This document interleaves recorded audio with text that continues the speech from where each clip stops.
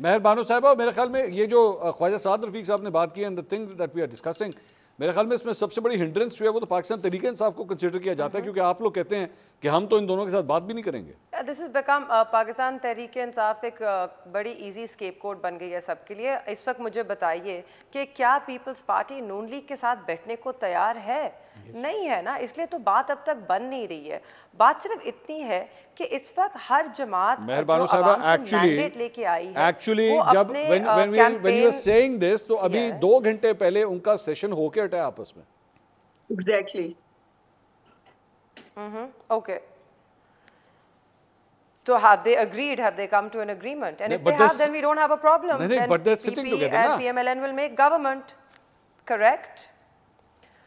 Listen, جی they are sitting together. دیکھیے بات صرف اتنی ہے کہ جو عوام کا مینڈیٹ ہے نا، جو آپ کا ووٹر ہے، آپ کو اس کو عزت دینی ہے. اگر آپ کا ووٹر آپ کو کسی ایک بیانیے پہ مینڈیٹ دیتی ہے تو آپ اس کے برعکس نہیں چل سکتے. صرف بات اتنی ہے. بات اگر پاور گریب کی ہو تو پھر کچھ بھی کر سکتے ہیں آپ. جیسے بلاول صاحب نے کیمپین جس کے اوپر کیا، بیانیے کے اوپر، وہ نون لیگ کے خلاف تھا. ہی اپوز دا پی ایم ایل این. انہوں نے اپنے آپ کو جو پی ڈی ایم حکومت میں ان کا کردار رہا اس سے بھی دور رکھا. انہوں نے اپنے آپ کو پی ایم ایل این کی ڈیسیجن میکنگ سے الگ کیا اور پھر انہوں نے کیمپین کی. اب اگر وہ دوبارہ اسی لیے ان کو مشکلات ہو رہی ہیں. اب وہ دوبارہ اگر اسی حکومت کا حصہ بنیں گے اور پی ڈی ایم 2 بنیں گے تو آپ ووٹر کو کہہ رہے ہو کہ ہم آپ سے کہہ کے کچھ اور ووٹ لیتے ہیں اور ووٹ لینے کے بعد کچھ اور کرتے ہیں. نہیں لیکن مہر بانو صاحبہ اسی طرح عوام بیوقوف نہیں ہے. نہیں، عوام کے ساتھ تو پھر یہ دھوکہ پاکستان تحریک انصاف نے بھی کیا جب آپ نے پرویز الہی کو ایک زمانے میں پنجاب کا سب سے بڑا ڈاکو کہا اور اس کے بعد اپنی پارٹی کا صدر تک ان کو بنا دیا. تو یہ عوام سے دھوکہ نہیں تھا؟ نہیں جی، جب وہ پاکستان تحریک انصاف میں صدر بنے تو وہ انہوں نے اپنی جماعت سے کنارہ کشی کی، ان سے ایک اصولی موقف پہ ہمارے پاس آئے. اور اسی پہ میں کہتی ہوں اگر آج بھی پی ایم ایل این اور پیپلز پارٹی ایک اصولی موقف پہ ہمارے ساتھ آتے ہیں اور کہتے ہیں کہ جی یہ جو انتخابات ہیں یہ منصفانہ نہیں تھے، یہ شفاف نہیں تھے، وی آل اگری اور ہمیں اس کو آگے لینا ہے، اور ہم کہتے ہیں کہ ہم سارے جو متنازع حلقے ہیں ان پہ ہم فارم 45 کی بنا پر رزلٹ جاری کرتے ہیں. تو I think it will be a great confidence, great step forward and a confidence building measure for آل.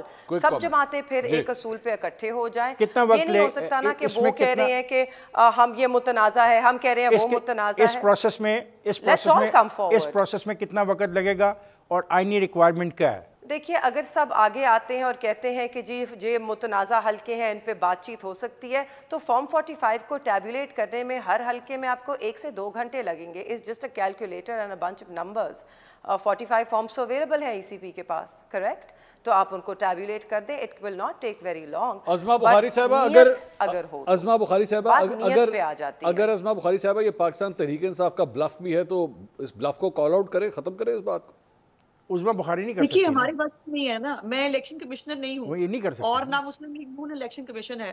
یہ اس کا فیصلہ جو ہے وہ یا تو کوئی کورٹ کر سکتی ہے یا الیکشن کمیشن کر سکتی ہے.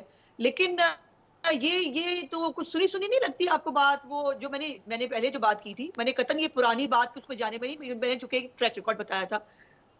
اور یہ ایک تحقیقاتی کمیشن پہلے بھی بنا تھا نا، 4 حلقے کی بات ہوئی تھی.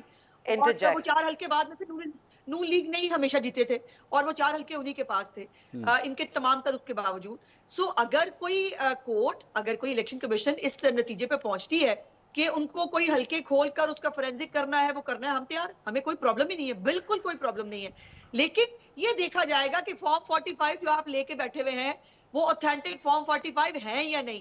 اب آپ گھر میں اگر آپ خود ہی بیٹھ کے آپ نے سوچا ہوا ہے کہ یہ فارم 45 کوئی بات نہیں، اگر اس پہ انگوٹھوں کا نشان نہیں ہے کوئی فرق نہیں پڑتا، اس کے اوپر آئی ڈی کارڈ نمبر نہیں لکھا کوئی فرق نہیں پڑتا، سائن نہیں ہوا کوئی فرق نہیں پڑتا، لیکن فارم 45 ہے تو یہ فارم 45 کورٹ میں ایڈمیسیبل نہیں ہوتے. مہر صاحبہ جی جلدی سے دیکھیے، اور ان کے نہیں میں آئی پلیز، کیونکہ ہم بات کرتے ہیں کہ ماضی میں نہیں جانا چاہیے تو that is why I didn't go, مگر وہ بار بار ماضی میں جا رہی ہیں. دیکھیے اگر ماضی کے ٹریک ریکارڈز کی بات کرنی ہے تو پھر آپ لوگوں کے پلیٹلیٹس گرنے والے ہیں اور لندن کے لیے تیار ہونے والا ہے.